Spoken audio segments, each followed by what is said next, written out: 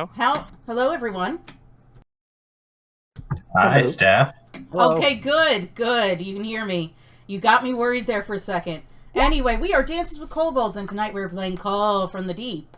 But before I let Patrick take it away, please look in the doobly-doo down below for our Extra Life page, as well as our Discord, and our sister shows as part of the sorry, I cannot talk right now. Heroes Wanted group of shows. But without further ado, is that the new take it away, Patrick? Take it away, Patrick. Sorry, I just stopped working right now. More ado. Sucks. Well, welcome everybody to Call from the Deep. I am Patrick. I will be the game master for tonight. I will be setting up the situations and running these players through them. Joining me tonight are... Hello, everyone. I am Lorne. I'm playing Nith Doris, the Gith Yankee War Wizard, and has actually remembered that he has acid crawling all over the big baddie who gets to go soon. 5d4, ready to go. I am Brendan, and I will be playing Old Silver, the Sea Elf Sea Captain Samurai. Hi, I'm Ian, and I'll be playing Pavo, the precocious, only 3 years old Aarakocra Bard. Hi everyone, I'm Tara, and I shall be playing Ishka, the Water Genasi Druid of the Coast. Hello, I'm Nabil here. I'll be playing as Scrap Heap, a Warforged Paladin taking on the Oath of the Open Sea. Hi everyone, I'm Chris. I'll be playing Montauk, Lord of the Summit, Goliath, Battlemaster Fighter, who's, feeling a little picked on right now.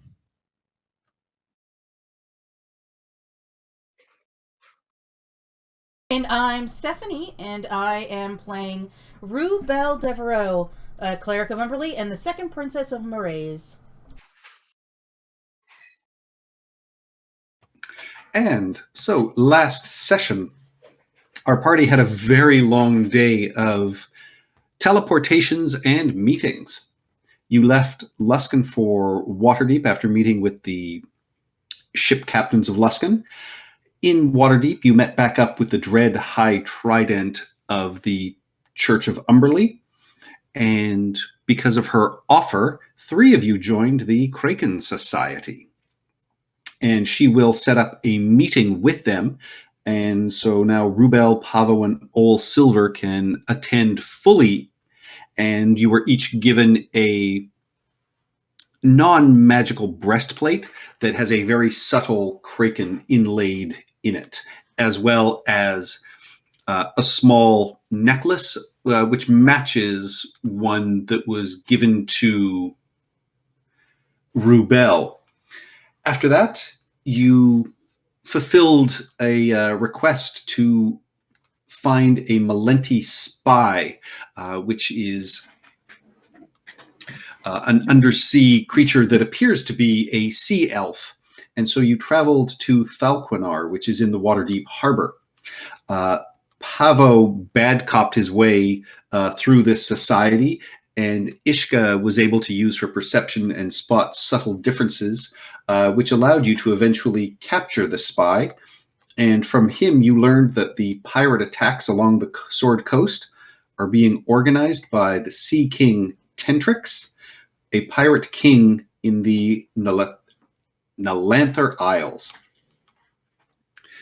And then the leader of Falquinar then rewarded you all with magical treasures.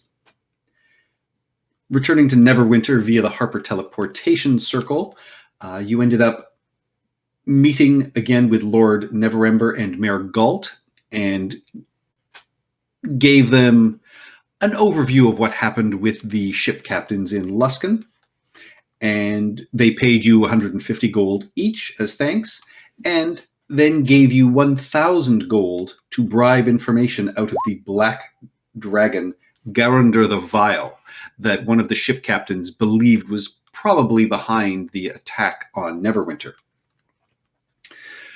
Flying up to his floating moat.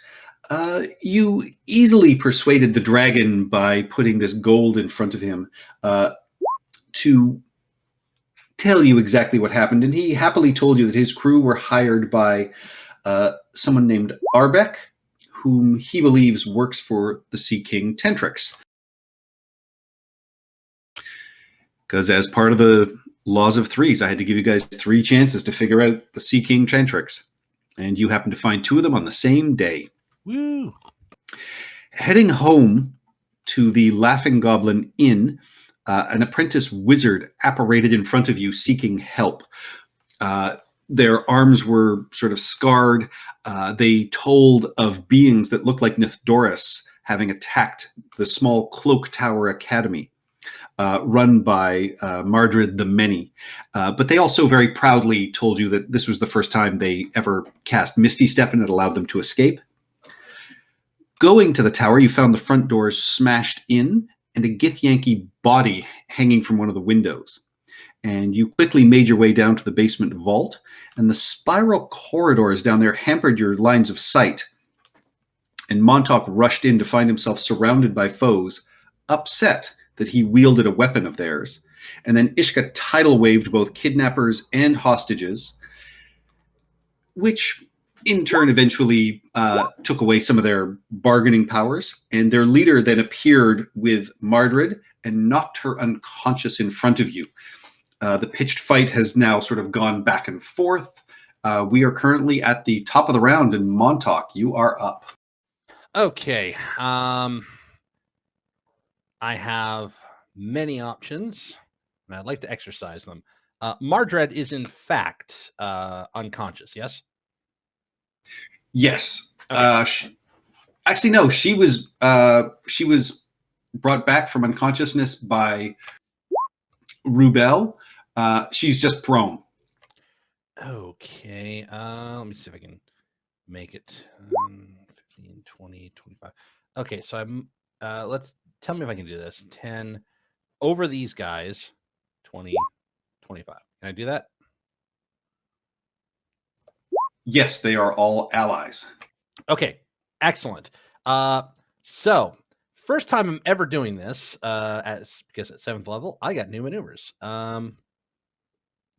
So this guy, our glorious captain here, is in fact holding some sort of weapon. Yes.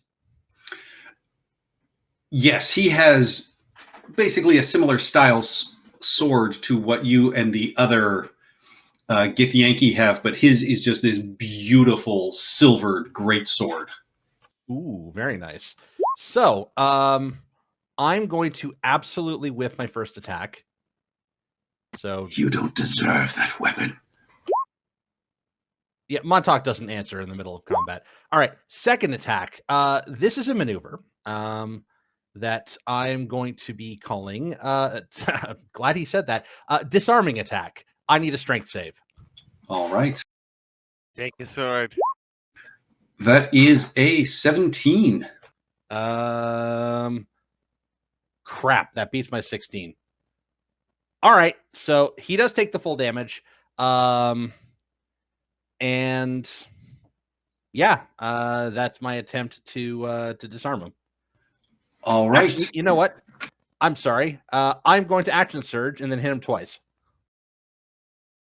Big talk. Well, I'm going to try to hit him twice. Yep. That is a hit. All right, how about that? That is also a hit. Big talk, so that big is results. 25 slashing, 41, 47 damage in one go. He is still up, but he is looking very hurt, and you actually see him wipe some of the blood sort of off his mouth and face and just kind of grin at you and just says, "You swing it well for a non-warrior." And then I need you to give me a strength check, Montauk, as you feel the sword actually being ripped out of your hand. Strength or strength athletics? Strength.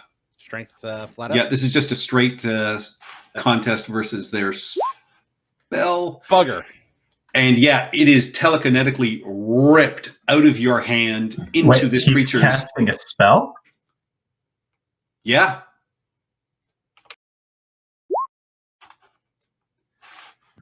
Third level. Spell goes off. So roll your d20 plus your modifier.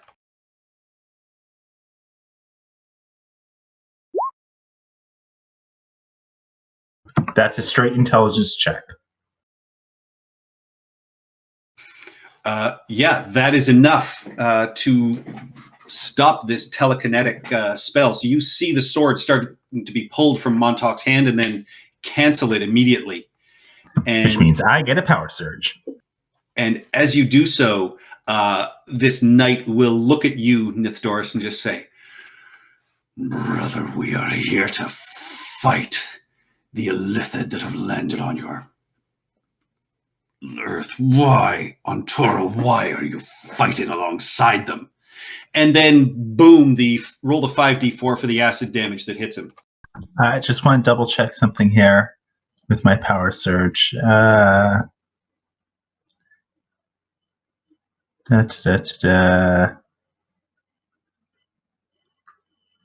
Once per turn when I deal damage to someone with a wizard spell. Awesome. So they will take extra force damage. Cool. Yeah, so it takes an extra 7 force damage. So cool. At least I think it's extra 7, might be half. Let me just double check that. Equal half my level rounded down, which is 3 force damage, sorry. Still does 14 damage total with the acid just sort of eating in, and you actually knock him for a loop a bit with the force damage. And yeah, he looks surprised, and he's in really bad shape. He's taken a lot of acid damage. Yep. All right. Yeah, cool. That's the end of his turn. And with that, this Githyanki that is beside you, Montauk, is going to, of course, turn on you. Okay.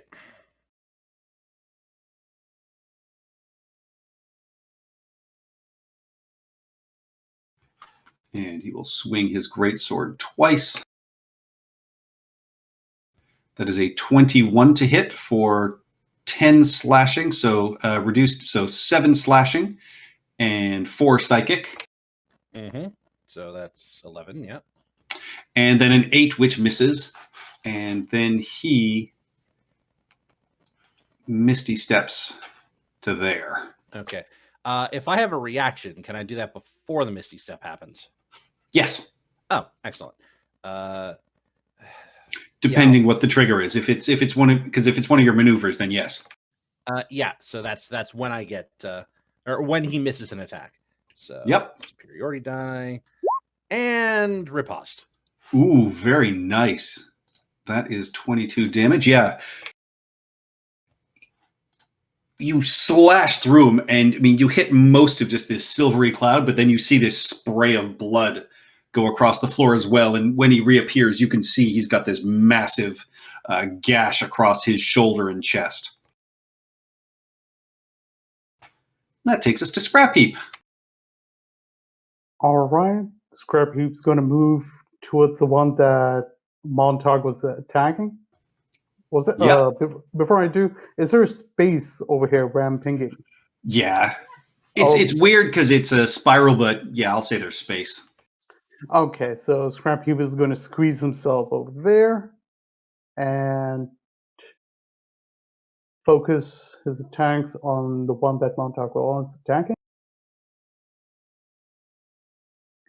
And I'm using this spell for the first time because I wasn't exactly sure how to use it. Activate Branding Smite. All right, yeah, your sword just heats up. Dang. And you use that on yourself? No. Yeah, so roll your attack, see if you hit. He lights himself on fire as a free action. I think I was supposed to attack first, but I got the thing out of my thing. Okay. Here's the Oh, first that one. is a hit. So 6, 11, and a regular attack coming in. Another attack. Yeah, you slash through and this radiant explosion goes off. He's got 1 hit point left, so your critical is going to absolutely put him down. Describe your felling blow.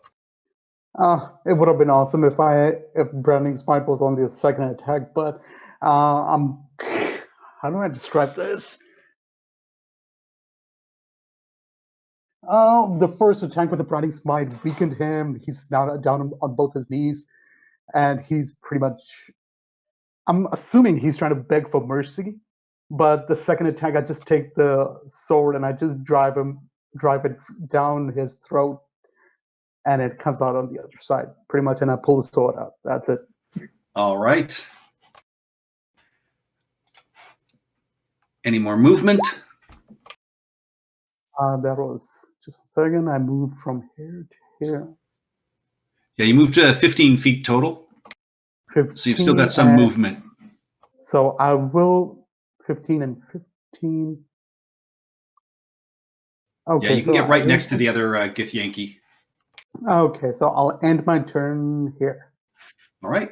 Takes us to Nithdoris. All right, this last guy here, how healthy is he? Not very. He's definitely bloodied. He's not on death's door, but he's injured.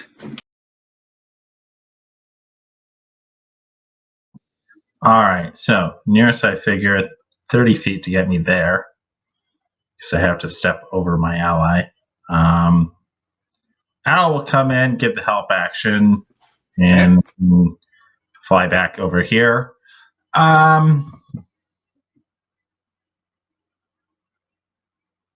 You know what? Why don't we do this as well?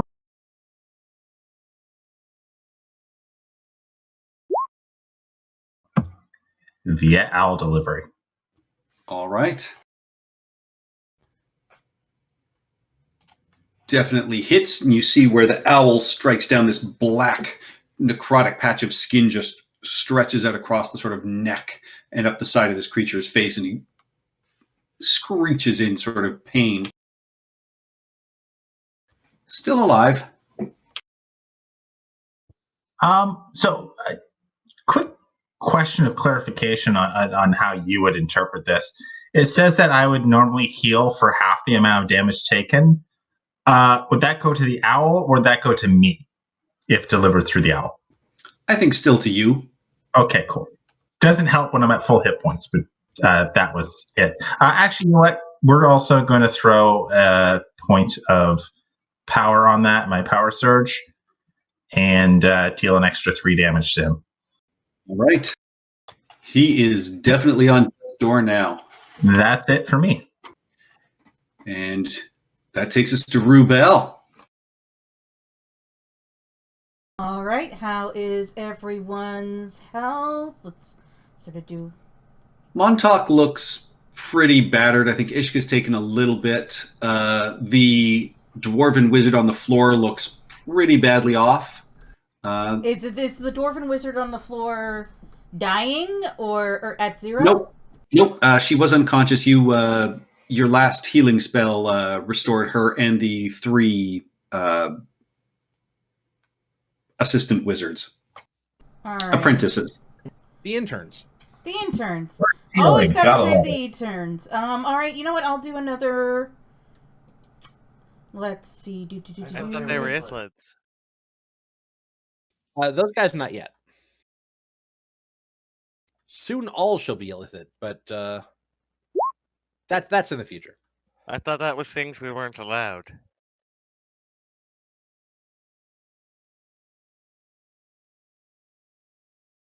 Illithid? Rubel delivers the bare minimum of healing, as is her wont.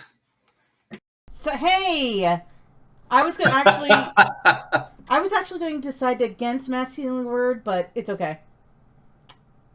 I was going to heal Montauk with a cure wounds level 2. That makes more sense. Is it too late to change my mind? No, it's not too late. The fight's nearly over. Yeah, I will do a cure wounds. As far as you know. Yeah, as far as I know.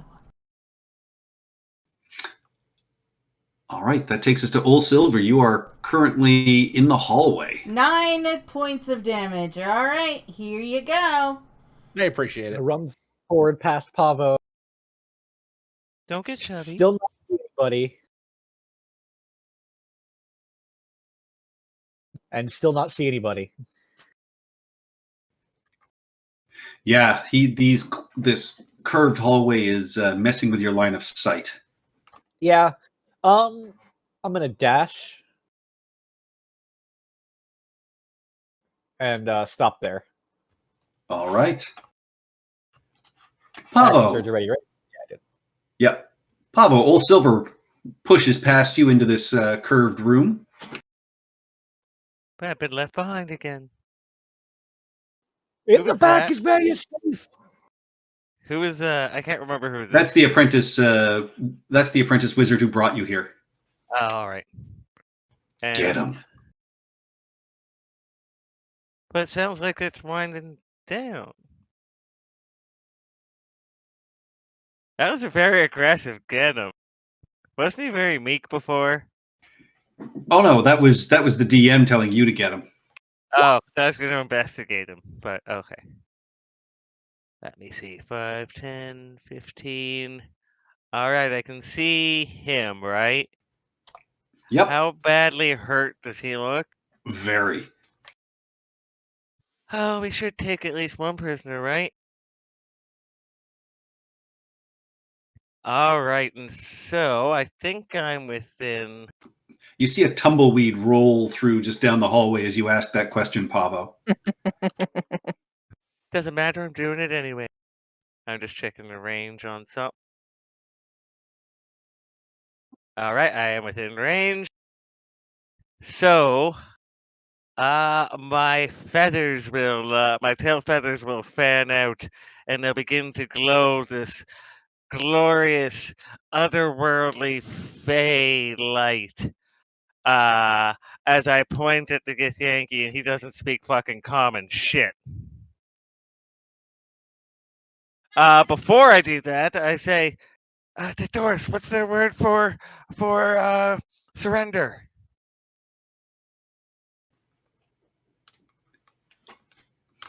Doris looks at you and probably says, "There is no Githyanki word for surrender." Yeah, I don't think there would be. Oh, there's got to Yeah. be, because they have to ask for other people's surrender. Okay, Oh, no, they don't give do you that either. the phrase Surrender. and get Yankee. Give me whatever word for, like, give up or surrender. That's what I'm looking for. And then, Maybe their ultimatum is like, put down your weapons and we'll kill you. whatever Nithora says to get to the, when I ask him what is the surrender word, I will use Mantle of Majesty and Glow and another worldly fey magic. And he automatically fails the command. You can All just right. make someone fail a Any save? If I'm reading this right, any creature charmed by you automatically fails its saving throw against the command you cast with this feature. Charm it. You have to charm it, though. Oh, okay. So how do I charm it? Bonus action command.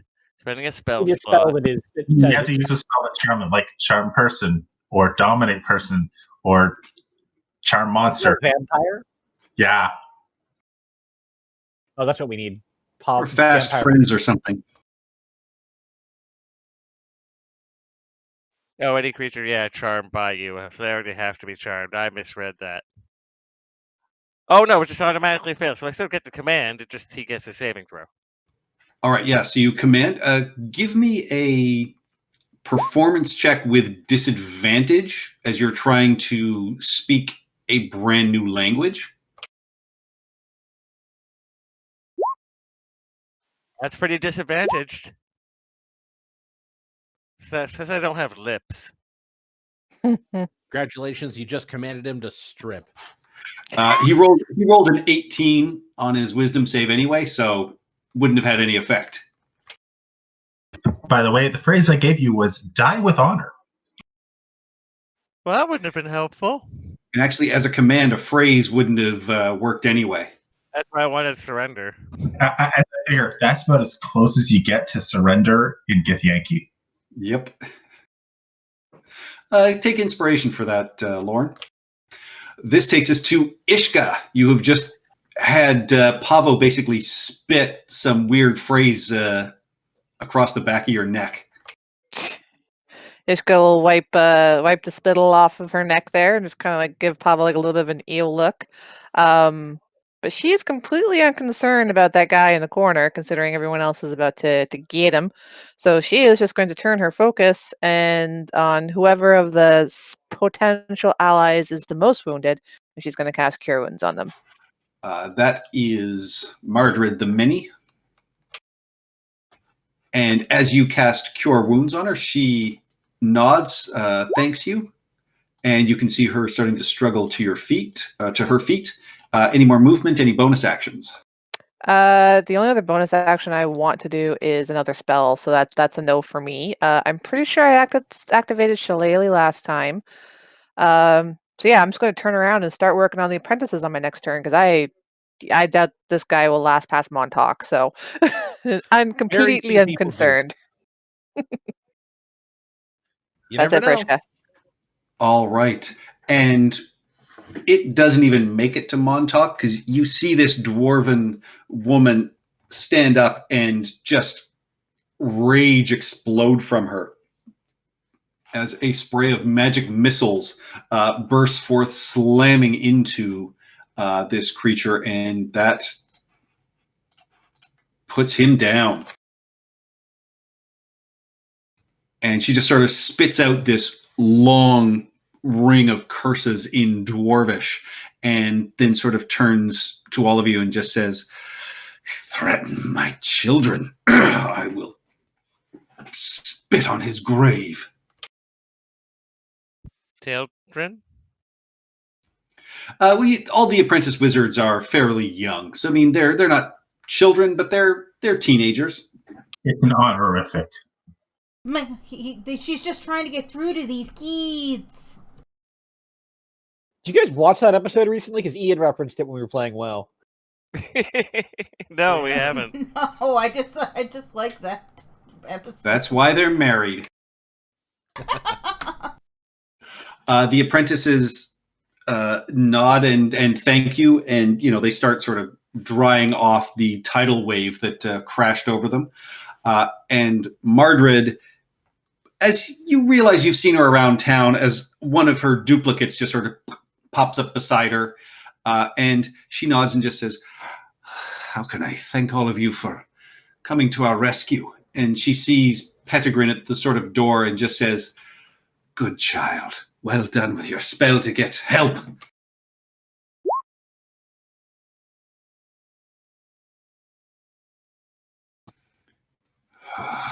And she looks, at you, Doris, for a second, and she just says, "Did you know them?" No, I attempted some diplomacy, but seemed cooler heads did not prevail. I will say they were more threatening rather than anything else. They didn't want to kill me. They wanted the robe I keep in the vault. What good is a robe? It is fancy cloth. Doris raises an eye at robe and go, "What robes do you hold in your vault?" She looks at all of you and just says, "It doesn't leave the tower, right?" Not unless the most dire circumstances warrant it. Montauk does not need a robe. Montauk has armor. This robe allows you to walk the stars, let's say. You can wear it and shift across planar spaces. That'd be useful. That would be useful. Interesting. Yeah, he said he was He needed it to chase something or someone, but it wasn't clear. Squidmen. They are after squidmen. They eat your brain. I did mention that they were fighting some illithid, and while that is normally a good cause to fight against, doing so while assaulting allies such as yourselves is not a good idea.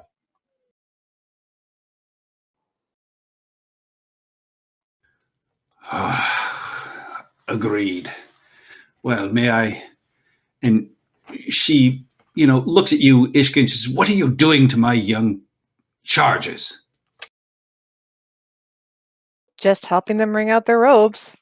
I am partially a healer. Well, fair enough. And she looks at one of them and says, "Tamp down that cowlick. May I invite you for a quiet drink upstairs?"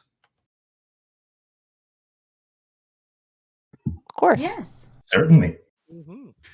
Yeah, and she goes and looks after her apprentices, and then brings you upstairs into one of the higher levels of her tower. And it's simply furnished. You do see there are some decent chairs. There is a fire that is going, and you can see that she has a small sort of snifter of brandy that she says she was rudely interrupted from drinking when the guests invaded. But she offers you each a brandy, and then sends the apprentices out to practice their mending and repair the door and the broken window. And we'll just look at each of you and just say, "So, who are these squid folk that are causing troubles?" Oh. How much do we? Probably better if you don't know, to be honest. Less dangerous. If you see a purple squid man with squid face, run the other way. It is better. Are they in Neverwinter itself, or are you chasing them somewhere else? Perhaps in Neverwinter, perhaps everywhere. Not sure yet. We don't know a lot. Why we have him. Brought around to multiple locations, sort of chasing up their tail feathers, pardon the turn of phrase. And it's been tiring not being able to get ahead of the problem. Well, my school is more illusion than anything else, but if there is anything I can do to assist, I am certainly in your debt. Thought they do pretend to be us. Is there any way to see through that illusion because they're not really people? Silver kind of holds up his gem of seeing. Well, I mean, maybe they have something better. They have a robe for walking through the stars. You've got a dinky gem for looking at people in their underwear. The It gem only of looks at seeing you is not a when set they're of X-ray not wearing specs. real clothes. That's why I bought lead line clothes. It does make sense, though, to not be reliant upon one person or one item to see through these disguises of theirs. She says there are spells for seeing, but they are a little beyond my capability. I can certainly see about perhaps getting a scroll created of such a spell for you, though. That would at least give you an opportunity to defend yourselves. Ooh. That would be very helpful. We would be much appreciated. And Papa will give her a little bit more of the information because if she's gonna help us with that, we should give up a little bit more. The tadpoles, I guess, or the kid? Tell her of the tadpoles. All right, so the ship and the tadpoles and the breeding tank. And she, listens and sort of nods and is, kind of horrified. But she says she will keep an eye on this and she will quietly sort of spread the word up and down the coast with other mages and instructors she knows to see what she can find out. And I'll give her I've forgotten our ship name. It's been so long since we've been there. The Ocean's Peak. We're going back to it. Yeah, so we'll make sure she knows the name of the ship as well. Right, and yeah, she tells you that she can find you, boarding here at the Cloak Tower if you need it. It's not necessarily going to be the most comfortable, but she can certainly find space for you all. Or if you need anything stored, you can use the vault. That would be greatly appreciated. Thank you. We may take you up on that offer at some point. All right, with that, you guys finish your drink. She thanks you. You see the apprentices are still slowly mending the door and the window, as it takes a while to cast mending that many times. But they all stop and thank you. And, you can also see Pettigrew just kind of bragging a little bit about being able to cast Misty Step. And with that, you are back out in Neverwinter. Night has fully fallen. You see that the astral skiff that was at the top of this building is long gone. What would you guys like to do? Did the wizards take the ship or did it retreat? Presumably whoever was still in the ship retreated when they realized that nobody was coming out. And what kind of night is it? The night is clear. You can actually see the occasional star sort of twinkling. There is a wind that is blowing, the sea and the salt across the city. So it's pleasant. I will say, just hold on. I just want to check. And I will flap up into the sky. And we will use the eagle eye goggles, and I will look for any lights or movement off in the sky of like the retreating skiff or UFOs. Yeah, basically. I'm looking for UFOs. All right, give me a perception check with advantage. Yeah. You see a couple of airships that are floating, but nothing that resembles the skiff that you saw earlier.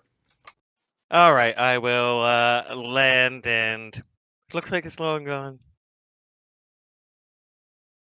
Or gone to ground really fast. You do know it's an extra planar vessel that can teleport between planes, right? I do now.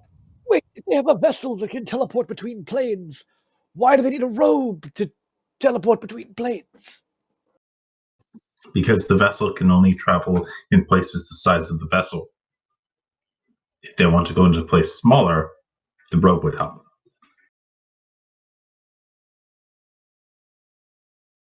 Well, it didn't fly off, so it probably went off into another dimension or into a barn. It's also that probably use a spell to transport the ship. So this way the person could use it without using up resources. Or using different resources.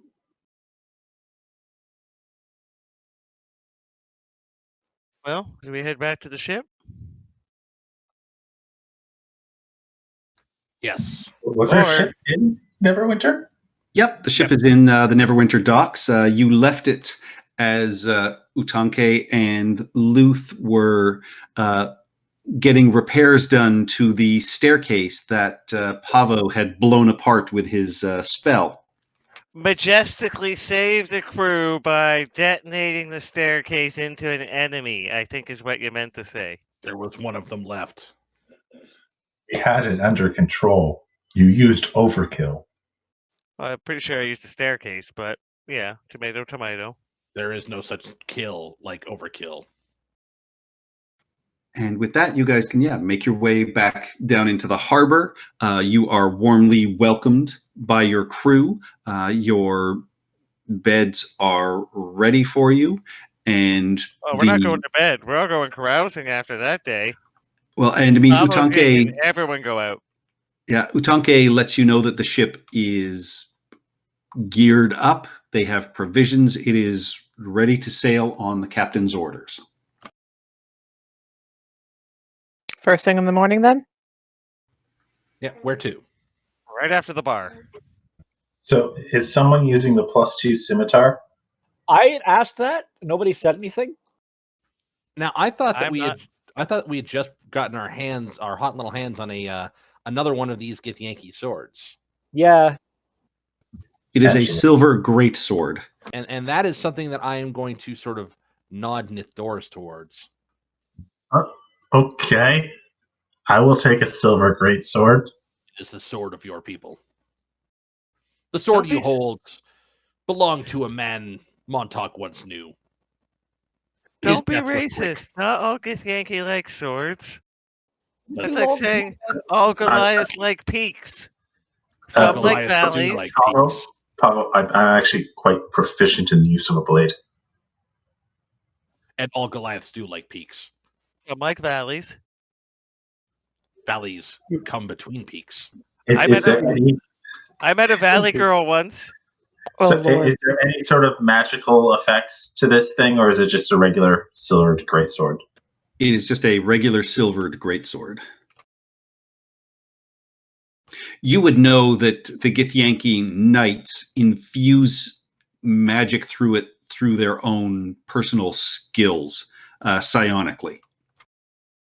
Well, that was a bullshit day. Who's going to the bar with me? Scrap Heap doesn't eat or drink, so getting him drunk is out of the question. We must at some point report to Never Ember. I'll do that after I hit the bar. But before we go to the bar. No, after's fine. Bars between here and there. There's bars everywhere. Especially in jail. Let's go report to Never Ember and then go to the Laughing Goblin. Does that sound good? Oh, fine. The Laughing Goblin is in Neverwinter, right? Yes. Okay. So you report to Never Ember. He and Mayor Galt are thrilled that their money was used wisely, and they say they will start to have some of their people do some research into this Tentrix and see what they can find for you. Good. We sail for the Nalanthra Isles tomorrow.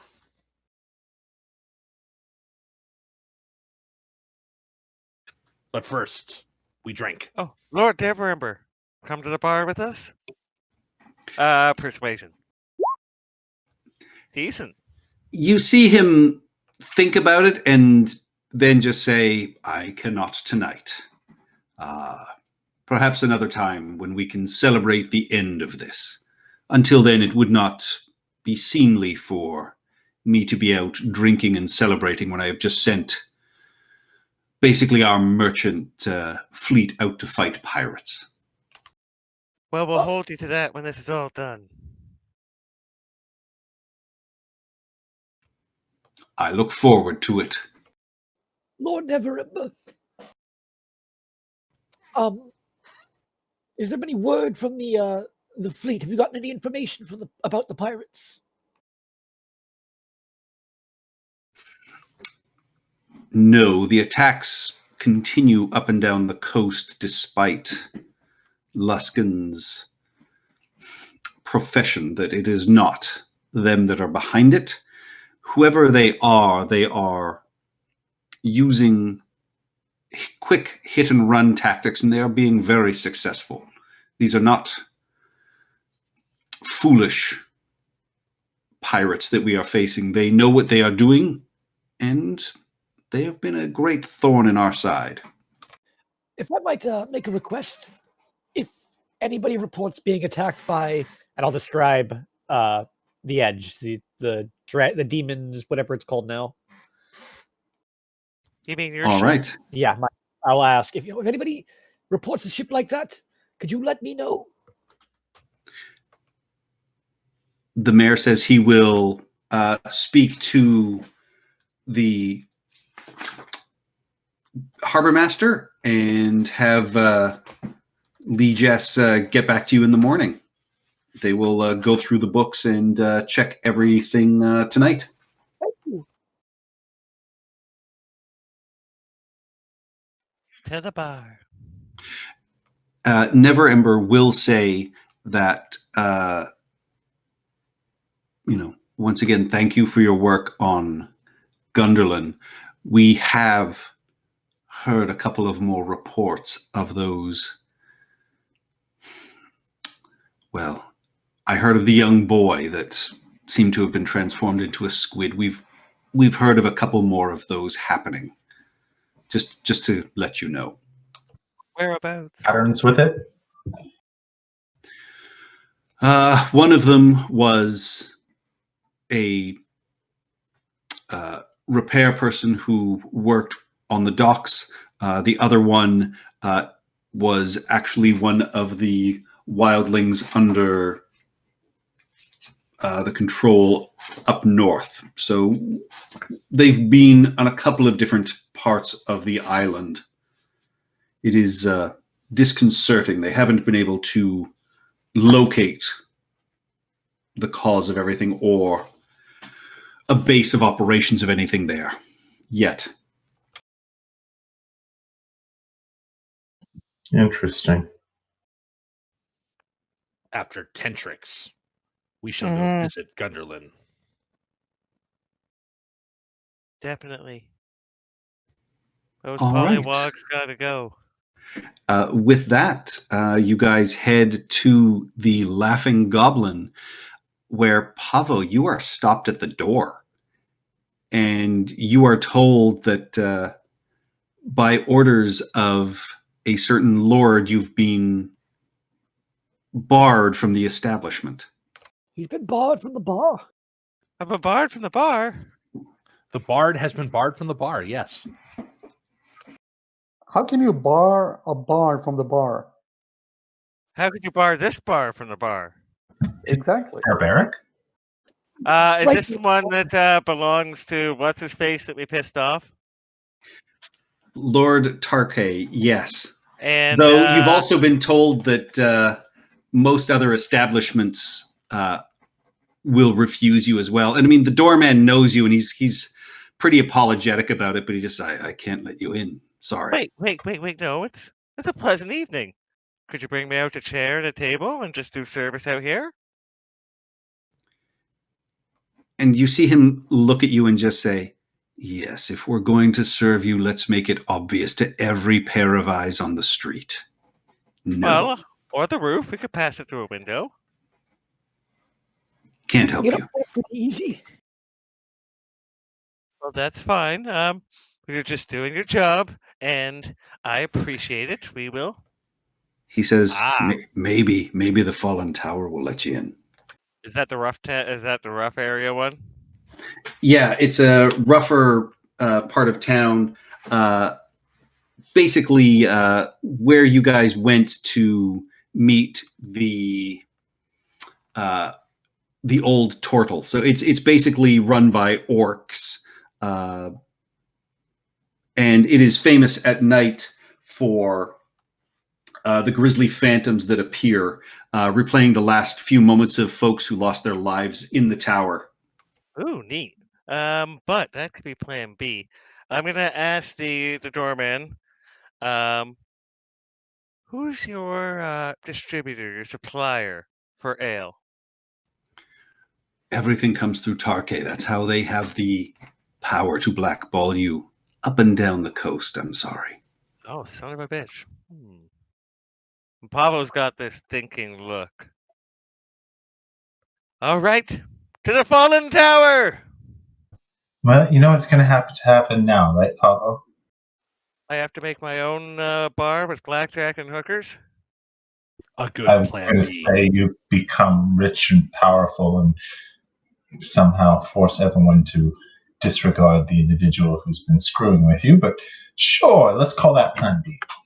Well, I mean, my first plan was just going to be to see if I get some booze on the cheap. Then we'll start block parties against what's his face, saying how unfair it is. I'm sure other people have been kicked out by that dick. I'm sure many people haven't because they're afraid that he might do such a thing. Well, let's go to the fallen tower. There's always somewhere that will serve you a drink, even if it's through a hose, and you have to knock on the door and put a coin in a chute. Right. Yep. So you guys make your way up through the tower district to the Fallen Tower. And I mean, this was once Wait, a can Grand we Wizard poison it? Tower. No, we'll go poison his brewery. That's totally a better plan. No, I'm kidding. No, they're sacrifices to Umberly. Has Steph been talking all this time? Can you hear now? Because We, Nope. we can't hear. Hear her through your mic. Steph, But then- we're not ignoring you. We promise. no, they can't hear you. I don't think. Back, And they'd be can you drowning hear in me? liquor. They'd be drowning in liquor. So that counts as drowning. But Yeah, we're there not you doing go. that. That's We're- Steph. That's We'll go weird. to the I just bar. went back in and went out again. Oh, it's fine. We'll head to the fallen tower. All right. Yeah. So you guys make your way to the Fallen Tower, and it is populated with a variety of orcs and half orcs. There are a few dwarves that are sprinkled in as well. It is a very sort of loud and rowdy place, and you make your way in, and as you are seated, you see basically this ghostly apparition fall from about 40 feet above you and just continue falling right down through the floor in front of you. And there's sort of a rousing cheer, and everyone sort of raises their drinks and laughs. I am going to. Can I try and time it to make a comedic? What instruments do I have? I'll have to wait for another one. I need a bit more warning, so I need to prep to make comedic sounds for when the ghosts fall. Oh, you're that guy in the theater, are you? Getting your laser pointer ready? Basically. So who has Montauk gone yells to stick. the Fallen Tower with Pavo? We've got Montauk. Ishka, Montauk. Actually, Ishka is going to go back to Lord Neverember and ask him to arrange a meeting between her, the disgruntled nobleman, and whichever of the comrades who is not Pavo and Old Silver. Yeah, I would go with Ishka because I want best case scenario, I want it known that yes, we work with him, but we do not endorse him. You guys have your die packs, right? Oh, it was only Pavo that was blocked from the bar. Yeah. Well, I It's figured not that from Old each Silver. bar that goes. Apologize. I know Old Silver apologized, but still, like, he also was kind of there when some of it hit the fan, so she doesn't think it would be a good idea if he was there as we try to smooth things over for Pavo. So Challenge this noble to a duel. Is that how this works? no, I would like to try talking to him. I could carry him up really high. No, really high. you go drinking, Pavo. Enjoy yourself. We're just going to see if we can arrange a meeting, and then we'll meet up with you later. Scrappy was I going to go don't need along to with tell me Ishka. twice. and I'll go off down the street playing a jaunty tune. Yeah, obviously, like the meeting doesn't have to happen right away. Just if he could just look into arranging it for whenever they're back in town, kind of thing, or even like first thing in the morning, whatever. Neverember smirks and just says, "Oh yeah, I heard about that." And we'll just kind of look at you, Old Silver, and just say, "Really, throwing things in nobles' faces is what you've been reduced to?" My friend. Yes. And he looks and says, "I will arrange a meeting. Can you please promise you'll be on your best behavior?" Those of want- us who will be there will be on our best behavior. We only wish to talk and try and We wish smooth to- things over. I don't know if everyone is on the same idea as me, but I wish to mitigate any problems that could extend from this in the future. So being on our utmost best behavior is par for the course right now. So only those with diplomatic intentions will be at this meeting. That I can certainly make happen. Thank you. Be on your then- best behavior. Pavel walking to the fallen tower. Hold my beer. Hey, Montauk's joining you. Montauk's going to be filling your head tonight with stories of the Goliath's proverbs on revenge and getting back your honor. All right. And as you two are sitting drinking through the night, you see more of the final moments of people, some, again, falling to their death, a couple that were clearly hung. Some are incinerated and running through the tavern on fire before they disappear. And a couple that are just horrendous transmutation experiments gone awry. Montauk, I see dead people. How do you see Perhaps- dead people? Perhaps Montauk has been dead this whole time. I'll Yeah, and- like push back in the chair and stand up and be like, whoop. Montauk has not been dead this whole time. Now, He's Montauk, been I in a gotta- lithic. Head explode. Montauk, I do have to ask before I roll this D100 and the night goes to shit. Where do you draw the line with magic? Because I saw you attack a guy like 6 times in 3 seconds and chop him all to bits, and it was like magic. I couldn't move that fast. Why is that not magic? As Montauk is starting to get into his cups, he's just like, swinging a sword is not magic. You simply take the sword and you go, and you swing it like this. And then No, you but- do that many times in a row. But that's what I'm saying, like a bard. See, your sword is like my lute. See, the lute is, well, this lute's magic, but most aren't. And the magic comes from the practice and the player, not from the instrument. So, are you magic? Now, before you answer, give me a dexterity check, please, as you just swung your sword around in a sort of small, tight bar where people are cooking raw meat over top of this central sort of fire pit. Yeah, you bump someone, but they don't drop this sort of skewer, but you're given sort of a dirty look and kind of a growl from one of the orcs, Montauk. See, I even defeat an orc while I'm drinking. Ha ha ha! Ooh, we might want to tip that guy better. Montauk is a fantastic tipper. A gold piece goes down onto the bar. That's true. At least some things are rubbing off on you.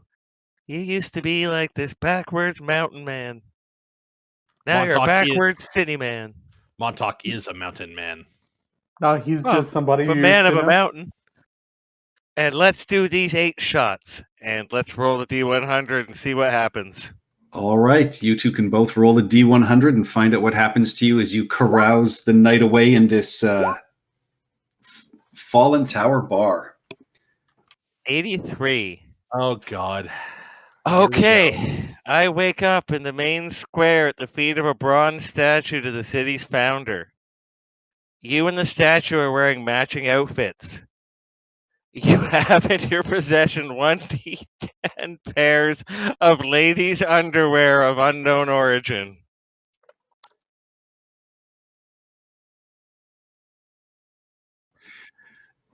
And Montauk, where do you wake up? What did he Oh, roll? 42. 42. I don't actually have the table in front of me. I've got it open. You wake up in your bed. Take the cost of your armor type, non-magical, multiply it by 1d4. You are that many GP poorer, but you have the result of that 1d4 roll. What if I don't have 6,000 gold pieces? No, it's just the non-magical cost. Yeah, what if I don't have Right, 6,000 gold 1,500. pieces? I honestly don't think it's. I just posted it there. I don't think it's that broken. Patrick might just let you have the extra armors in different colors.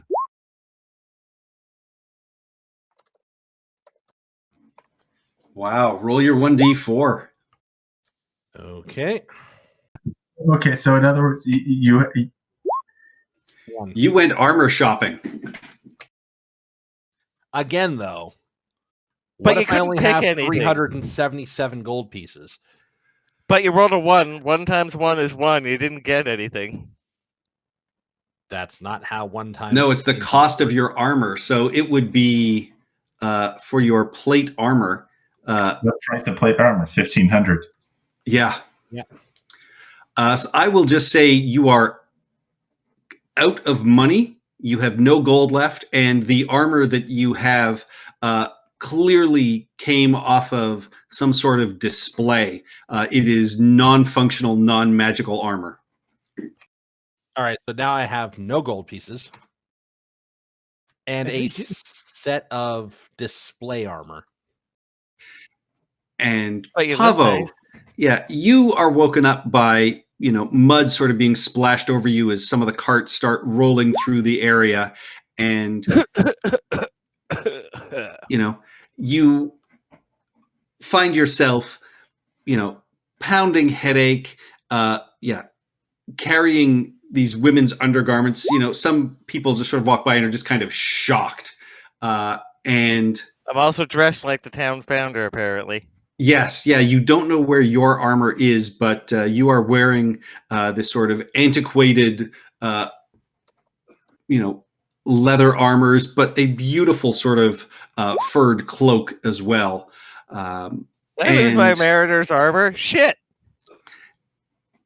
And you look up and see, two of the city watch just staring down at you, just like, Morning, boys. again. All right. You broke into the museum last night there, mister, and that's going to cost you. Oh, wait. Could we get breakfast first on the way to the cell? They say, oh, no cell. That'll be, and they, pulls out his notebook and say, it's going to be 4 gold for the broken glass, 3 gold for the broken armature that you made your way through. Cleaning costs will be some silver, and in the end, they say, 15 gold, please. I will pull out my purse and hand them 15 gold. And I do love this city. So reasonable. And they then take you to the, the local city watch area, put you in the cell. You're able to change back into your standard clothes, but they hold you there for the rest of the day. Oh, wait. The breakfast? Can we do the breakfast? I'll buy you guys breakfast, too. They I'm give so you breakfast hungry. at the city, at the watch house, and it is, some crusty bread and a couple of heels of cheese. I feel like I would try and persuade them if I'm paying for a better breakfast. Like, come on, lads. I won't tell. Let's have a nice breakfast, then go to the cell. And they look at you and just say, normally we would, but you've made a bit of a nuisance of yourself the last little bit.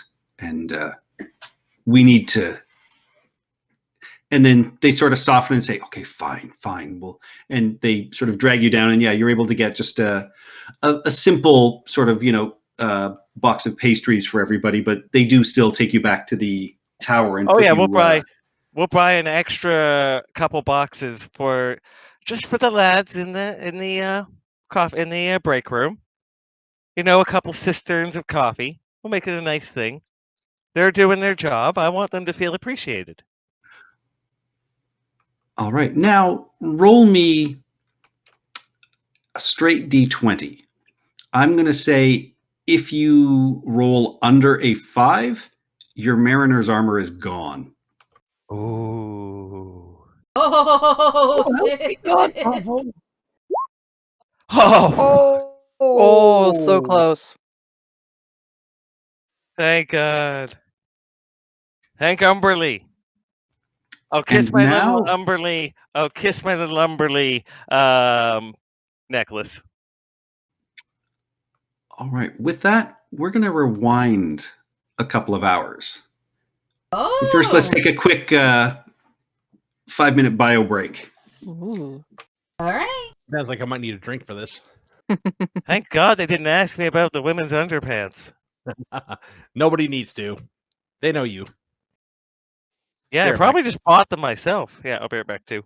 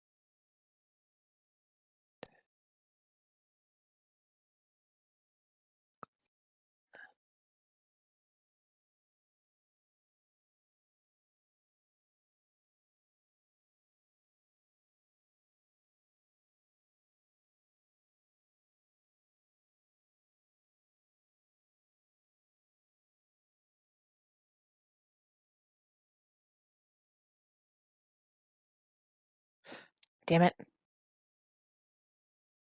What are we damning? Oh, screwed up a stitch count on my project here. 1, 2, 3. That's not good. How far back was it? Thankfully, not that far back. It's just, damn it. I'm There working on a are- shawl, and they're such a pain in the ass. Stitch is number 626. So Hardy har har. I'm never doing a shawl again. Ugh. I actually made a sweater and a t-shirt this week. Cool. Yeah, my little sister asked me to make one of them for her birthday. She let me pick, and I was like, okay, I'm going to challenge myself and do both. What Brendan just said reminded me about the movie. They're remaking it live action. What movie? no. Lilo and Stitch. No. Ah! That's What? not good to redo.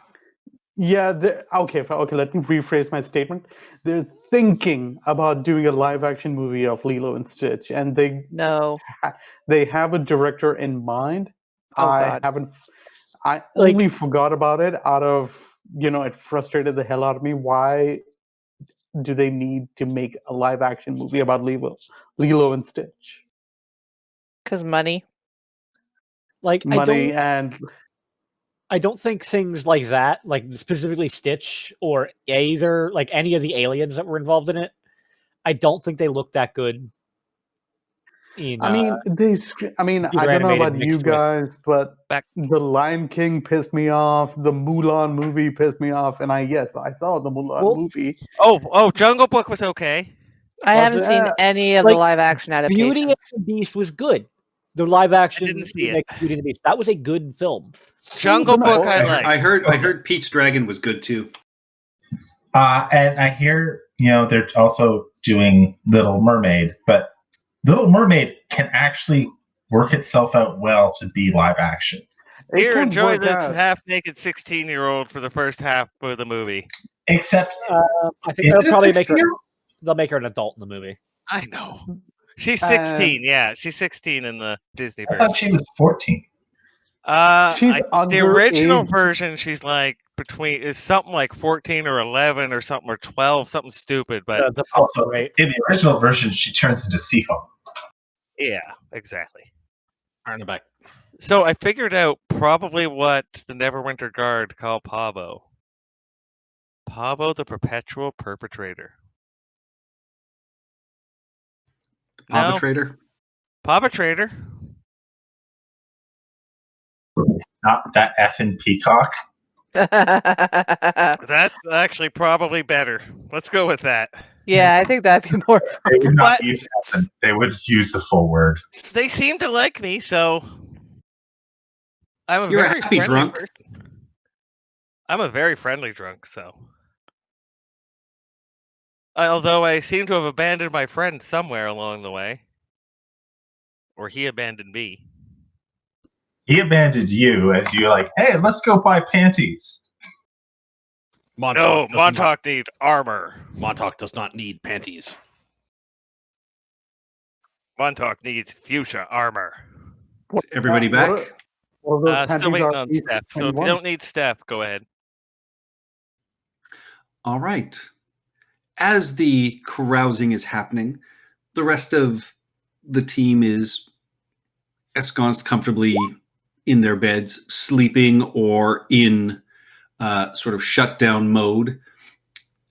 Nithdoris, as you dream, and it's one of your normal sort of meditative dreams where you're in your workspace, working out a sort of puzzle or a piece of your spell, when, basically through this apparating door, you see a very familiar moon elf walk through, and it is Zelen the White from the Arcane Brotherhood. And How? she looks at you and just says, "Clever trinket you're wearing. I come to you in your dreams, as I've been unable to locate you in any other fashion."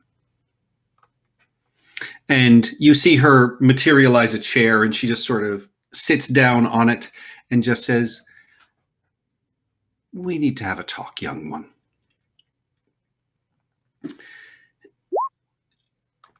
I am very good friends with Lord Neverember," which is actually canon, which I found out by fluke.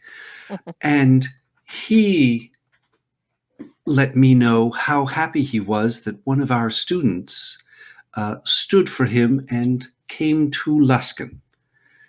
And sorry to hear you didn't find your way here to even simply say hi. Is there... And at this point, she just sort of stops and just says, "Oh, look, I get it. You have reached the point of every Arcane Brotherhood student where, yeah, we're evil, you don't want to be part of it anymore, and it's time for you to sort of get out. Come on. You are one of the most brilliant, forward-thinking students I have. Don't be ordinary like all of the others. Tell me that's not what you're thinking." Well, that's pretty uninspiring. I mean, just breaking free. You think I would be so mundane as just to leave and then that would be it? I would Please. hope not, but every No. single student, myself included, went through that phase. My plans are much more grand. Are you working on spells? A little here, a little there. Got a few up my sleeve that I've been tinkering with. Haven't gotten quite worked out yet. But you want out. I want freedom. Freedom of options. Freedom of not having to look over my shoulder for the next upstart trying to come and take my position. I want freedom. Well, that I can certainly appreciate. I know that little punk Valish Gant is off gallivanting up north trying to pull some sort of stunt or another, and I know Well, what are they there up to are... now? Oh, I don't know. Some sort of power grab, and I know some of the other Brotherhood members are in league with these pirates, but I haven't quite sorted that yet.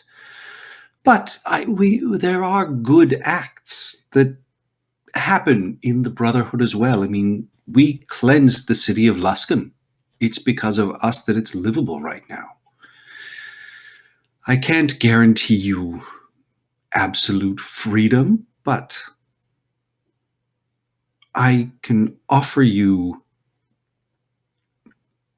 access to our works and our libraries, and if you're willing to work for me, I will offer to come during my nights like this and aid you in your studies. Speed up your spellcrafting time. I'm interested. What sort of tasks do you have problems with currently? Well, never ever let it slip that the ship you are part of is not being commandeered like so many of the others, so you are still free to travel, yes? We are somewhat free. We have some commitments, some desires, and our goals are to see to a threat in the area and to see it ended. So that is our goal currently, but we have enough freedom that if there's a logical reason for us to deviate from it, we can do so. Well, this may assist you as well. There's an enchantress, lives somewhere on the Isle of Orlumbar.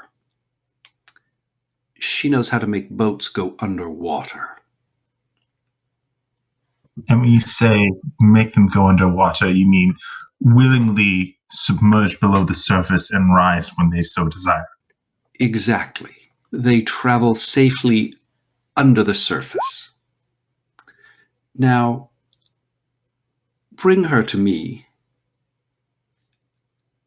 so we can discuss how this enchantment works, and then, if you still wish, I will give you your papers to leave the Brotherhood.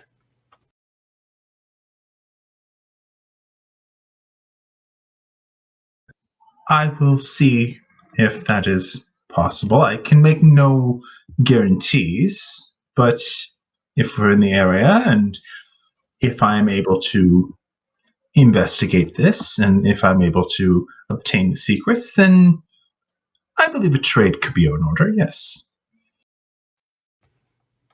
Oh, if you can learn how to do it, that is one thing, but if not, I want her brought to the host tower.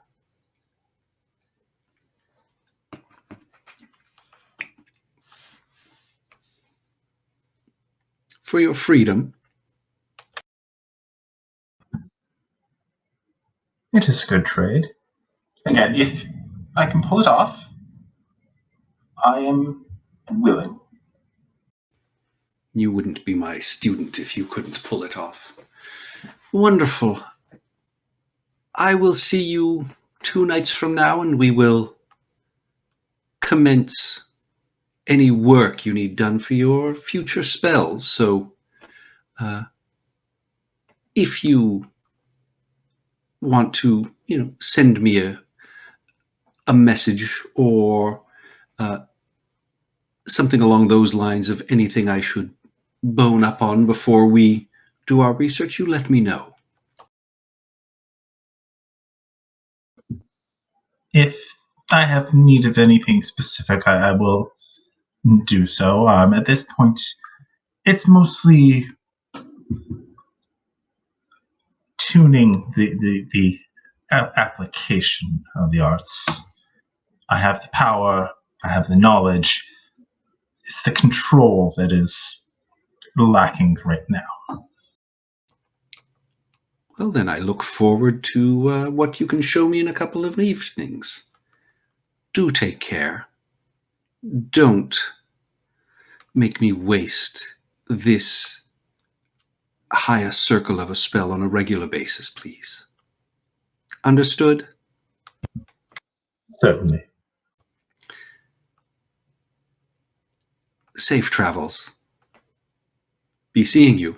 And with that, her chair sort of disappears, and she will walk through the door, and then the door sort of disappears behind her, and your dream sort of continues on as a standard dream, and you wake fully refreshed in the morning and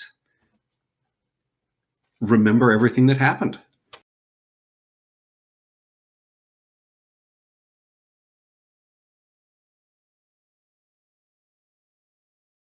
Okay, well, that's not great.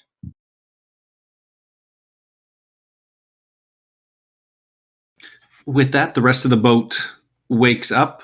Montauk, you have a very dry mouth, your eyes are a little bit sore, and you have a decorative golden set of armor under your bunk, and all of you realize that Pavo is nowhere to be found.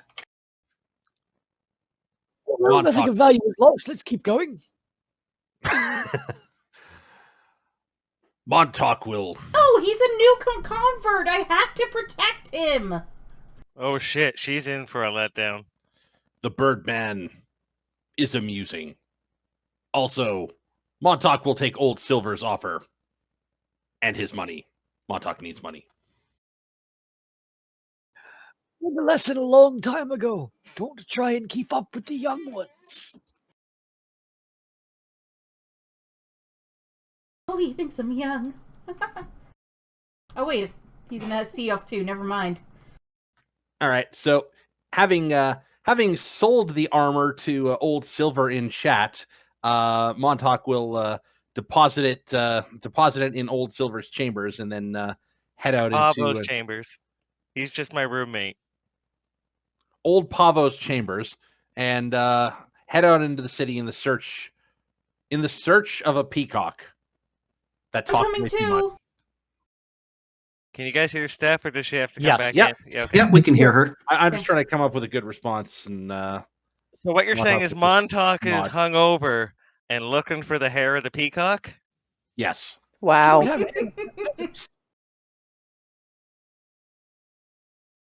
All right, well, you can give me persuasion checks or intimidation checks if you want to ask around nicely to see who spotted Pavo at any point in the morning.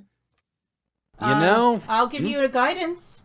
Is there a newspaper for the town? They could check the newspaper. It's the first place I'll check.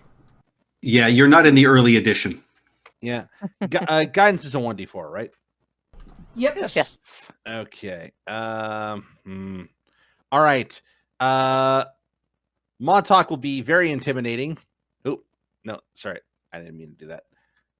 And did you know that Montauk is a -1? You mean hungover, not intimidating.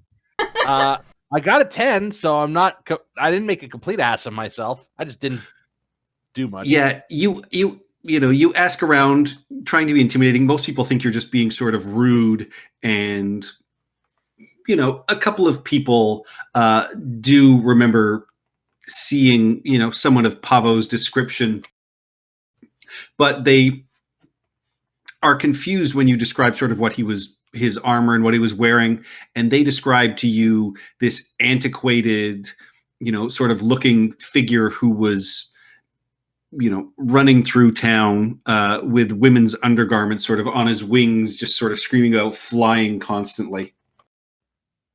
Once you get to the women's underwear, it's like, no, that's him. Montauk will then check the constabulary. And you'll hear like, I assume if Patrick will allow it, a loud ruckus and noise and Pavo playing and the cheers of the guardsmen as I entertain them and we eat scones. I believe you mean a fracas. No, that's negative. This is more of a A hoot nanny. Pavo's just entertaining everybody, and everyone except the really sort of hungover, angry drunk who's in the cell next to him. He's been like banging on the bars with his boot, but most people are sort of enjoying themselves. And yeah, Pavo, you are released into Montauk and Rubel's control. And they basically say, "Well, we'll see you next time you're in town." You're a wonderful service, lads.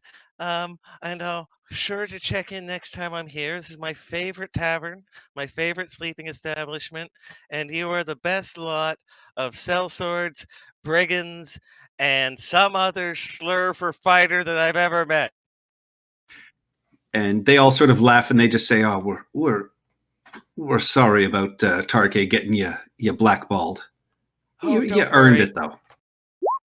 Oh, don't worry. I'm not. I figured the universe will, roll in Pavo's favor sooner or later. And as Montauk lets him and Rubel leave ahead, Montauk just turns around and says, "Sorry for whatever damage he caused." And then he'll leave. Did you know I broke into a museum? I didn't. No, but yes. All right. With that, you guys are in Neverwinter.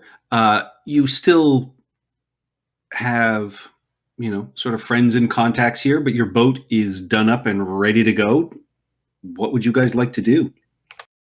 I will brief the party on the fact that I have a lead on someone who can give our ship potentially the ability to submerge and re-emerge from water at will. Include the ability to breathe. Ooh. Ships that go underwater stay underwater. Literally This- saw the Dragon's Edge submerge itself and come up a different ship. The Dragon's wait- Edge is a demon in the shape of a ship. This Montauk knows. Is it? How else can What? it come up from under the water? Ships do not do this. Magic. Only demons. We watched a ship fly earlier. We saw a ship sail through a bridge. Yeah, but that's not going underwater. Also Most demons. ships that go underwater stop. More magic, Montauk. That's all you need to know. Montauk is very confused. Yeah, but we we'll go figured along out. with wizard business. We figured out last night that Montauk's magic too. What? Like with his sword, he's like really so good with it. It's got to count as magic, like when I do magic through my music. Ergo, to the transitive properties, Montauk is actually a caster. Montauk just sort of smiles and says, "Montauk regularly casts sword." That's what I mean. I knew it. Who would do that? I mean, I know that spell. Clearly Montauk. Is there any other business that we need to take care of within the city before we leave? Aside from, like, as a player, aside from the business with the Lord, because I'm assuming we're not going to get that right away. But the only thing is, the druids have an possibly have an on Fisher's float, possibly have some sort of infiltrator. We may want to return these. Powerful telepath. Yeah, possibly, but I Montauk votes that like Tentrix needs to die. Like this needs to stop. That's Should we return these? And holding up the panties. Oh my god! Bye, Umberly. What? I mean, it's always okay to.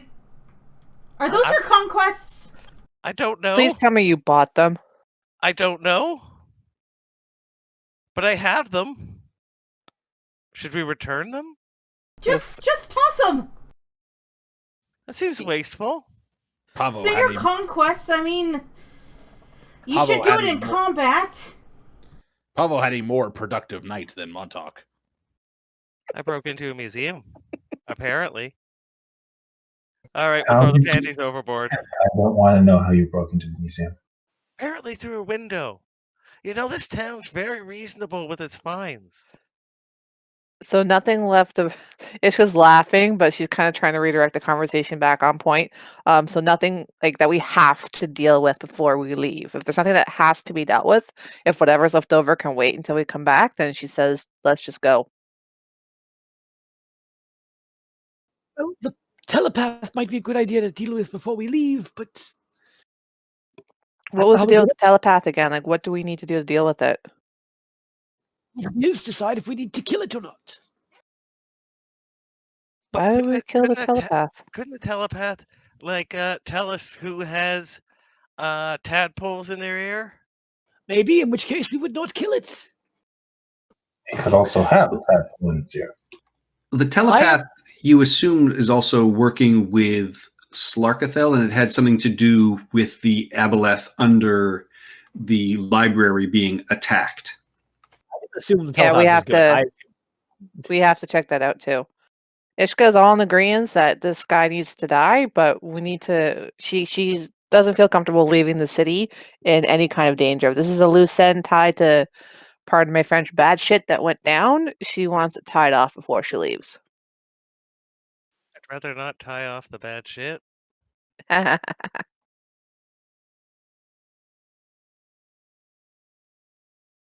Objections? All right, no No. objections. Let's do it. All right, and I'm going to run this pretty simply. You guys make your way over to Fisher's Float, and it's late morning, so the fishermen and women have collected their hauls, and you can see this floating moat has all of these rope ladders suspended down from it, and it is easy enough for you to make your way there.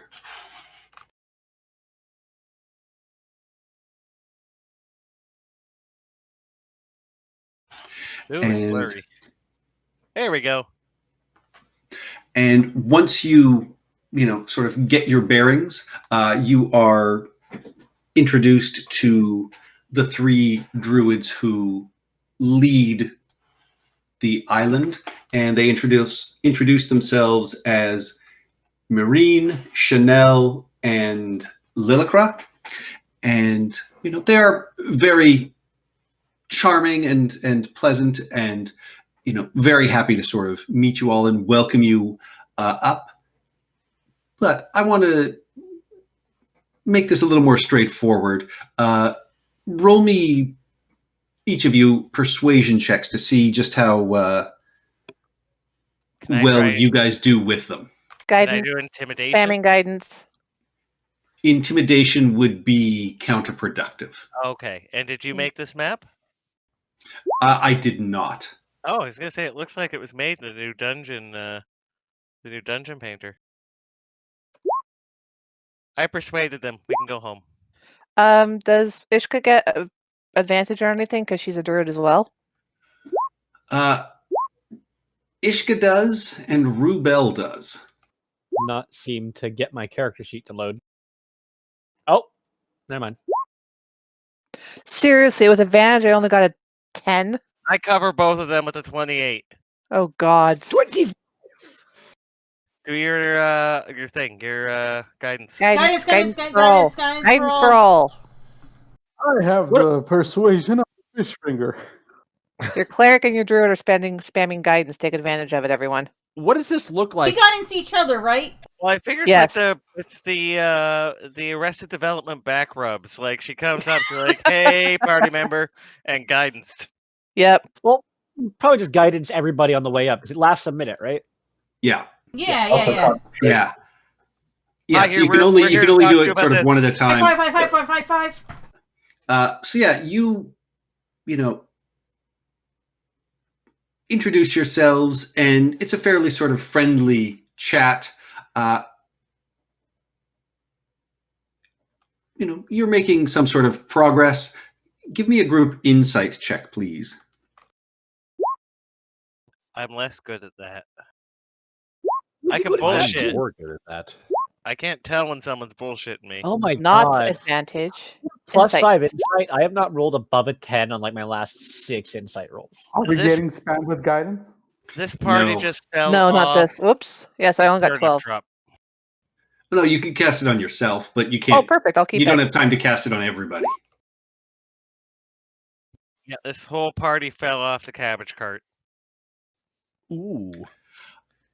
Ishka and centers. Scrap Heap and Montauk, you pick up that Marine actually gets sort of a little nervous when you guys start talking about any, visitors or anything like that who've been here sort of recently, and she, stutters a little bit. But then offers you sort of as a group a tour of the float if you guys wish to join her.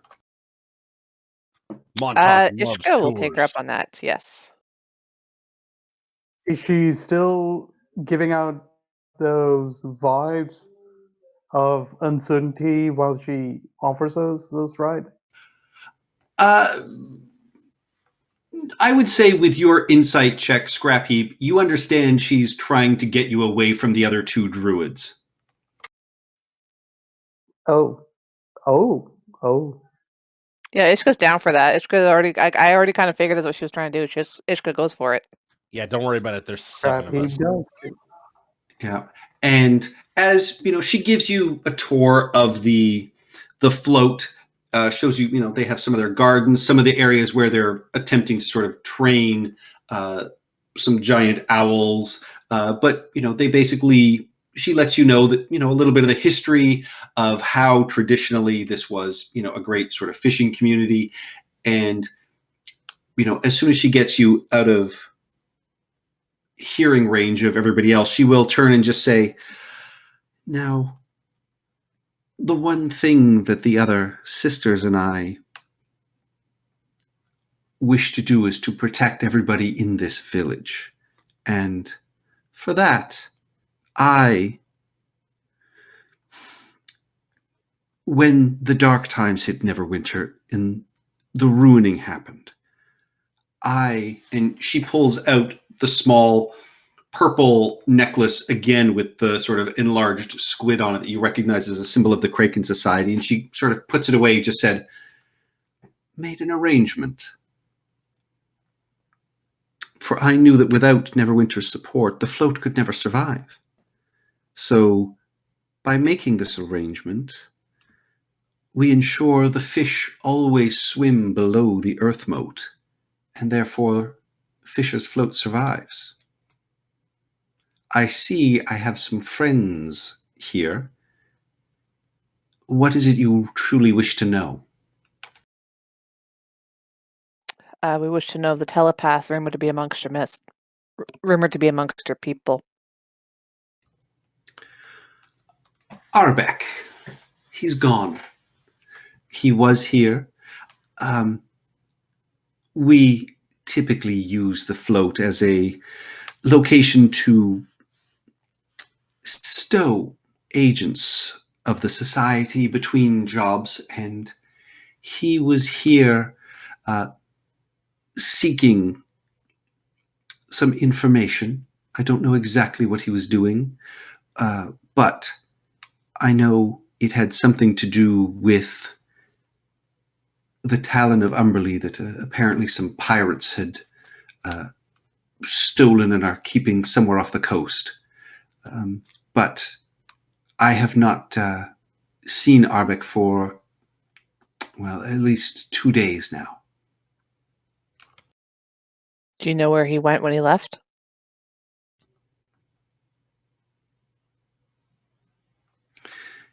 She looks up at you, and she actually looks at Rubel for sort of permission to say anything at this point.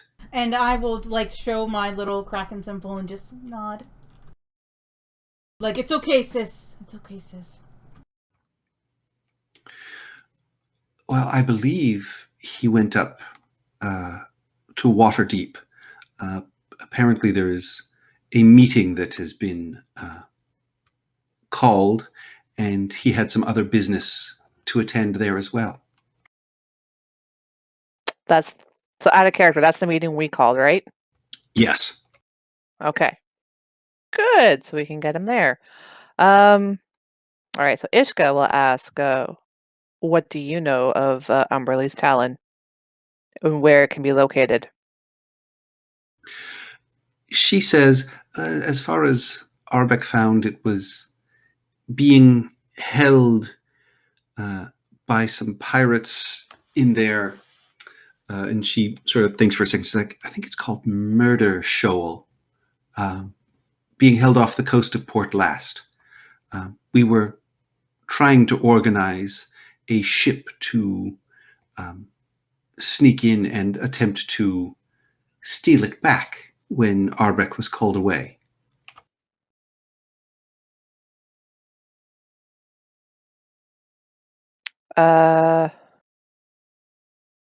If you are friends of the society, would you take up that job instead?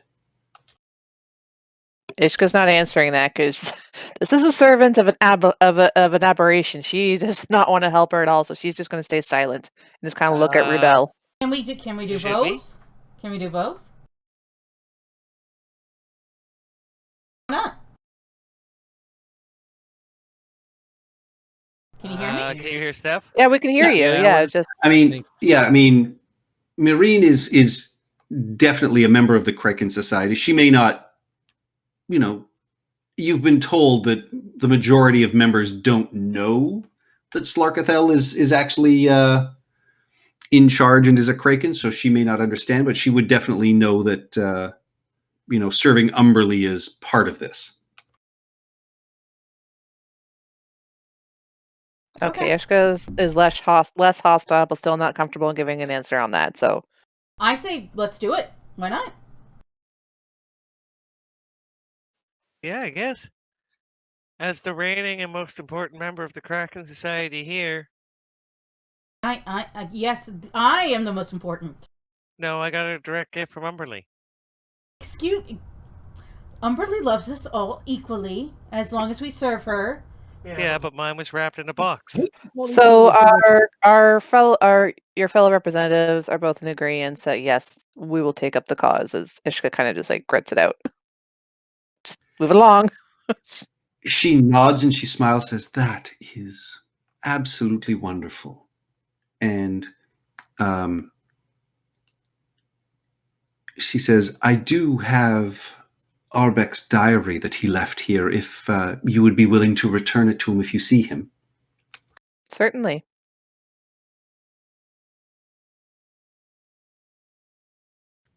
And, she goes to her cottage and brings it out along with, some notes that she says, Arbeck had asked her to destroy, but she hasn't gotten around to burning them yet.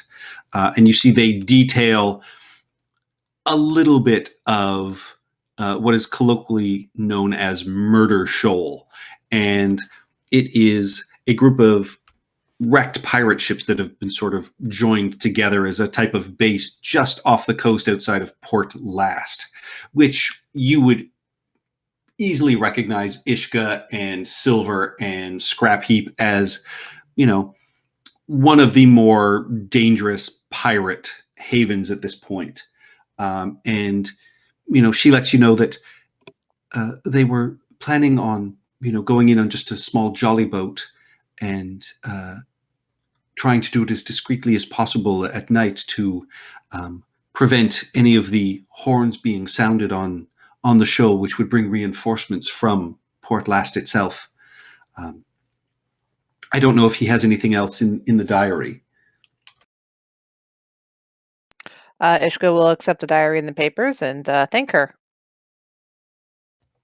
She just nods and just says, I hope you understand we do what we need to keep things in balance here. Understood. A little reluctantly, Ishka will nod and say understood. All right. With that, you are, escorted back to the edge of the moat, and you can clamber down the ropes back to the coastline of Neverwinter. Good thing we did this side trip as we're sailing. Ishka's gonna be reading all these notes. Yeah, we actually know where Murder Shoal is now. That's a man's diary, not notes. So Well, both. It was like apparently like a few sheafs of paper, which was like notes on Murder Shoal, and a diary. oh, okay. Yeah, and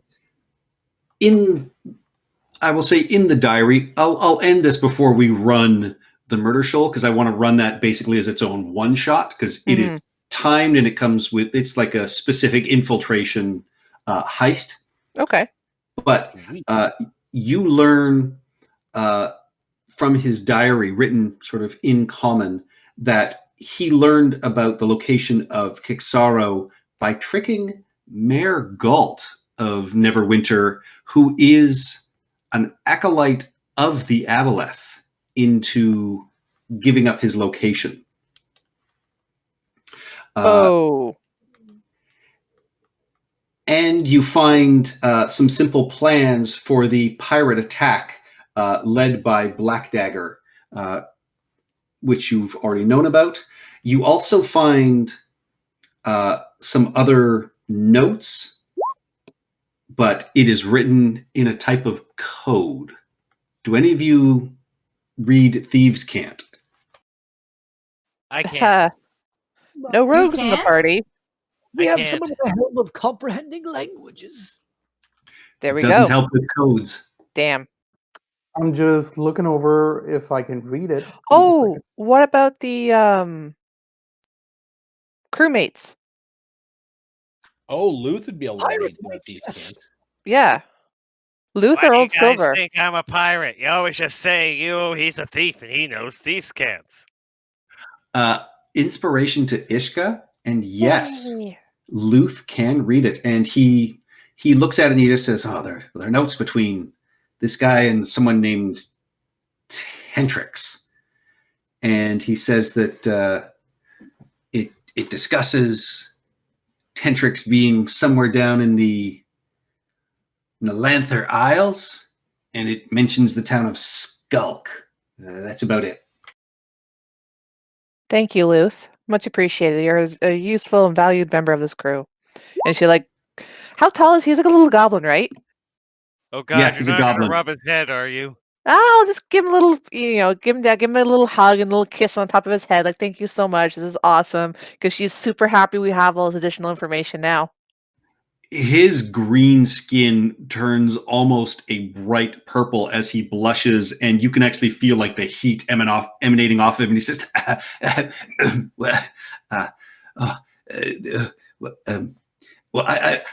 been to Murder Shoals. What do you guys need to know? The exact location would be very appreciative. And really approaches, things to watch out for. Really just everything you know about it. Survival advice. And hopes Luth is not attached to Murder Shoal.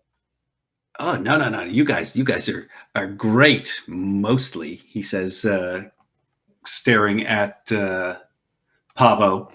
I was holding my tongue. I had a goddamn kissing. How tall is the tree?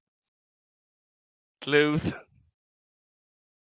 Anyway. And he will tell you that Murder Shoal is a broken down area. There's all kinds of holes in the walls to get yourselves in there, but it is maybe a few minutes offshore if they're moving quickly. So if you're going to get in there, you got to be quick and you got to be quiet. And he says there's a big central room, which is like their party room, where various pirates, hold court. And he says that, the main one who is there these days is a really sharp woman known as, he says, elvish pirate lady, goes by the name Captain Bloodbath. But it's her first mate, Deadeye, that you really got to worry about. Other than that, it's mostly a bunch of drunken Pavo-type idiots that you got to worry for. Ooh. Pavo looks wounded. He brought food and nice hats and was trying to make amends. You haven't given Luth the nice hat, though. I did. We did that like 2 weeks ago. Oh, Or that is 2 correct. sessions ago. That is correct. I am sorry. And I dropped off food and ale. I thought I was doing good. I didn't want to be the albatross. That's why I was trying hard. If I'm just going to be the albatross, then damn it, they can all go to hell. I'm putting panties on the bastard. All right. I will say at this point, it's more Bravo's casual ribbing at this point rather than sort of pure anger. That makes me feel better. And he will tell you that your best approach is to anchor Ocean's Peak and go in on a jolly boat and do it quietly, which actually matches up with the notes that Arbrick had taken as well. This is good. We have a plan. We have a way in. We know the location of the guy we're trying to kill. Ishka's so bloodthirsty right now. Oh my god. But she is very happy about the way everything is going, and she also quietly dreads that something's going to go horribly, horribly wrong soon because of it. All right. With that, you guys can spend the day sailing up the coastline, which, is Port Last is easy enough to reach. So you guys can drop anchor, and I will let you know that the way this is going to operate is you will have one sort of full session that this runs through to run it as a proper one shot. You will not get the chance for any rests because this is supposed to be a quick heist. You will have time to cast any ritual spells or anything like that before we start next week. So think if there's anything you want to do with that. And from Arbrecht's notes that Captain Bloodbath is currently holed up in Murder Shoal while her ship is undergoing repairs. So you should be able to get in and out as long as reinforcements are not called in from the coast. Because Luth will let you know it's very common practice for the Tide Scourge pirate captains to carry horns while they're on Murder Shoal, in case trouble arises. Wait, hang on. Right, sounds good. The ship is in the water being repaired? Her ship is probably in Port Last being repaired, but Murder Shoal itself sits just off the coast. So if they blow the horn on Murder Shoal, they will get reinforcements from Port Last in short order. So effectively, we're going after a small outpost that's maybe 500 feet from reinforcements. Basically, and this Talon of Umberlee is a fairly large, heavy artifact. So It's big, just like Umberlee herself. Yep. It's about 200 yards off the coast. What is keeping it afloat? Well, it's the hulls of 6 pirate vessels. So, it's basically its own large boat. So it could be sunk. Luth doesn't we're taking know. it back. Well, not Murder Shoal. We're taking the Talon back. After Exactly. that, Murder Shoal could catch fire. It could be So sunk. if it's just floating wood, right? Couldn't we fill a bunch of glass bottles with something flammable and just load them Maybe on like a the bag? alchemist fire we have. Or if we buy more, I was No. thinking of a cheaper way to do it, but basically Pavo flies over in the middle of the night and just whoosh, I was thinking we have all these party members who can swim underwater and breathe underwater. Mm-hmm. Everyone. Ooh. Back in the Revolutionary War, the Continentals had a submarine. The goal was to drill a hole into the ship, like that British worked ship. once. It worked once. Actually, I don't think it worked. We have more dexterity than they do. Yes, I think we could go if they're not moving, we could just roll on up to them underwater and sink the boats. You think, I yeah, like this would be my basically the time. equivalent of 6 ships. So it would be a lengthy task, but I mean, it's a if they're possibility. gonna- tied together, like or like put even better, like secured together, like rigidly. I'm Once gonna.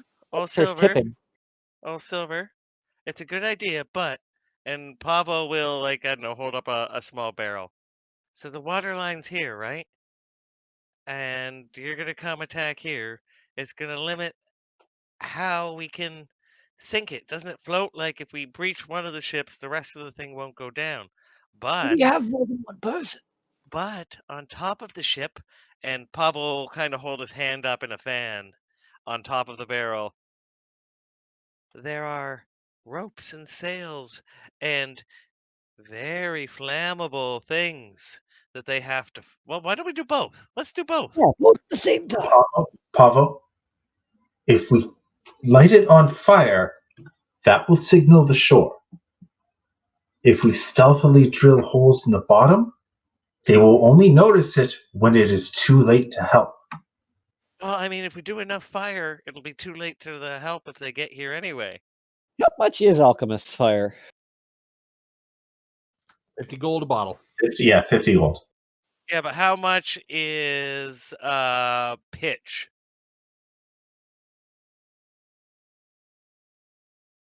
Or some other viscous what's the other common viscous explosive fluid they would have had? Naphtha. I don't think that's in the player's handbook. You might as well try to equip the ship with cannons. Can I turn into a whale and just crush it like we did that one time? Oh, that was Brendan, but yeah. Well, that will require polymorph, which is a 5th level spell. Someone turned into a whale and crushed a ship. We literally Douglas Adams the ship. That was in Prince of the Apocalypse, I think. I think a long time ago. Shit. That was Seer, because that was one of the only characters we've had who's had polymorph. But I vote for burning the fucker down. Despite I can hit reinforcements with more fire. The core concept of sneak in heist is hard for Pavo. Oh, I thought it like straight up sink it. Like basically the entire idea of don't call attention to yourself.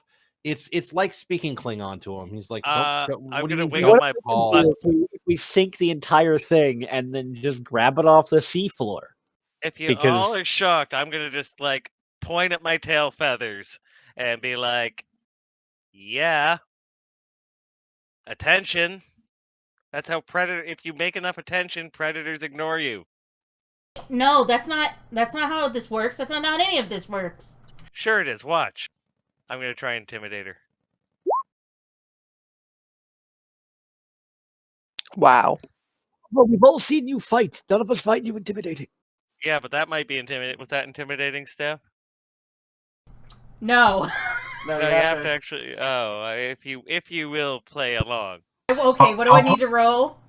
Pavo, keep in mind, she is a priest of Umberly. They don't fear much. Well, let's. Is that sense motive or what is it for? Yeah, what is it? Is it just a straight charisma check or? I It's don't know. usually you can either do a charisma check or a wisdom. Saving throw? Yep. Save versus tail feathers. It's slightly unnerving. Oh, she has to retreat. That's totally a fear effect. I take like one step back and just get this weird look on my face. It's See? like, ugh. Like you're gross. It works. What I'm saying is, fire them from orbit. It's the only way to be sure.